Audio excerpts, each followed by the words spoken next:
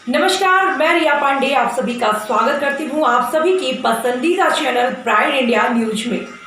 तो चलिए रुक करते हैं कुछ ताजा तरीन बड़ी खबरों से। बढ़ते हैं अगली खबर की तरफ, जो कि आ रही है बिहार के मोतिहारी से। सरकार पर निशाना साधते हुए कांग्रेस के कार्यकर्ताओं ने किया एक दिवसीय धरने का आयोजन। अरेराज कांग्रेस ने सरकार पर निशाना साधा और पलटवार करके कहा कि बिहार के प्रवासी मजदूरों को बिहार में ही काम मिलना चाहिए। बिहार प्रदेश कांग्रेस कमेटी के निर्देशानुसार सभी जिला कांग्रेस कमेटी और प्रखंड कांग्रेस कमेटी के तत्वाधान में एक दिन 1 घंटा के सांकेतिक धरना और हड़ताल किया गया। हड़ताल के रूप में केंद्र सरकार की ओर से बिहार सरकार को आगाह करते हुए कांग्रेस के पूर्व प्रखंड अध्यक्ष विजयकांत तिवारी ने सरकार पर निशाना साधते हुए कहा कि बिना वैकल्पिक व्यवस्था किए हुए एकाएक लॉकडाउन उन्होंने किया और उस समय कोरोना पॉजिटिव की संख्या 500 थी। आज कोरोना पॉजिटिव की संख्या 1.5 लाख से ऊपर हो गई है तो लॉकडाउन हटा दिया गया।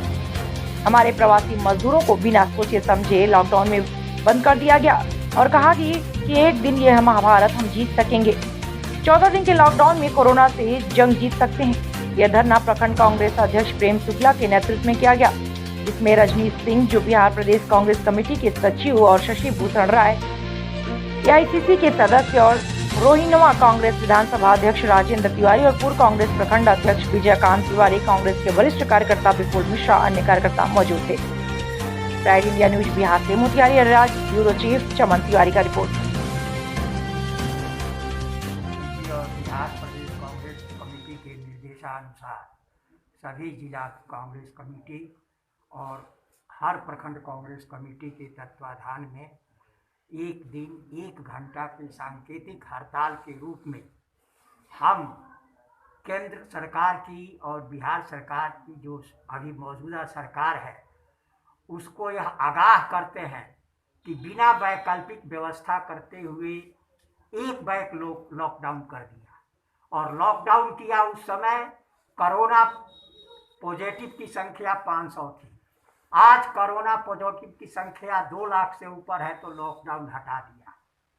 हम उसको चेतावनी दे रहे हैं कि हमारे जो प्रवासी मजदूर को बिना सोचे समझे तुम लॉकडाउन कर दिया और कहा कि 21 दिन में महाभारत हम जीत लिए थे, 14 दिन के अंदर सभी मजदूरों को उनके प्रदेश में भेज देंगे। तुमने भेजने का काम नहीं दिया और वहाँ की जो तुम्हारी सरकारें थी, प्रदेश की जो तुम्हारी सरकारें थी, उन लोगों के साथ दुर्व्यवहार किया, उनके रहने और खाने की व्यवस्था नहीं की, जिसके वजह से हमारे मजदूर पैदल गाड़ी से बड़ी कठिनाई से चल पड़े, जिसमें बहुत लोगों की मौत हुई। और इस बारे में चर्चा हमारे डॉक्टर विजय शंकर पांडे जी ने किया है। हम यही इस सांकेतिक धारणा के द्वारा सरकार से मांग रहे हैं कि हमारे प्रवासी मजदूरों के मृतकों की संख्या, उनको जो ज़रूरतमंद हैं उन ज़रूरतमंदों की सूची हमारी पार्टी को उपलब्ध कराओ, हम उनकी मदद करेंगे और गलत बयानी बंद करो। धन्यवाद।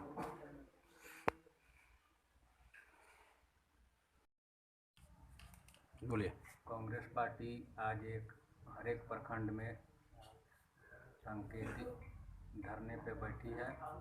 इसका मूल उद्देश्य यह है कि केंद्र में की जो सरकार है और बिहार में जो सरकार है वह गरीब मजदूरों के साथ जैसा अन्याय हो रहा है और हुआ है पिछले 2 महीनों के अंदर, उसके लिए हम लोग यह मांग करते हैं कि ज़्यादा से ज़्यादा जो प्रवासी मजदूर बिहार में आए हैं बाहर से, उनके लिए रोज़गार की मुहैया कराने का बिहार सरकार सुनिश्चित करे। और बहुत सारे छात्र भी आए हैं बाहर से, जो बाहर पढ़ने के लिए गए थे, वो फिलहाल बिहार में आके रह रहे हैं। उनके लिए समुचित शिक्षा की व्यवस्था बिहार सरकार अविलंब करे, यही कांग्रेस पार्टी की मांग है। और गरीब परिवार जो रास्ते में आते समय जिनकी मृत्यु हो गई है किसी दुर्घटना में, वो सड़क दुर्घटना हो, रेल से कुचल कर दुर्घटना हुई हो, वो सभी परिवार के आश्रितों को 4-4 लाख रुपया अविलंब और एक नौकरी हर एक परिवार को दिया जाए। इसी उद्देश्य से हम लोग आज एक दिवसीय धरना पे बैठे हैं कांग्रेस पार्टी। यह केंद्र सरकार और बिहार सरकार से हम लोग मांग करते हैं कि जल्द से जल्द इसकी व्यवस्था कराई जाए, नहीं तो हम लोग आगे भी इस धरना को आगे बढ़ाएंगे और बिहार में राज्य स्तरीय आंदोलन के रूप में इसको करते हुए हम लोग सरकार के खिलाफ सड़क पे उतरेंगे। मैं शशि भूषण राय, सदस्य AICC।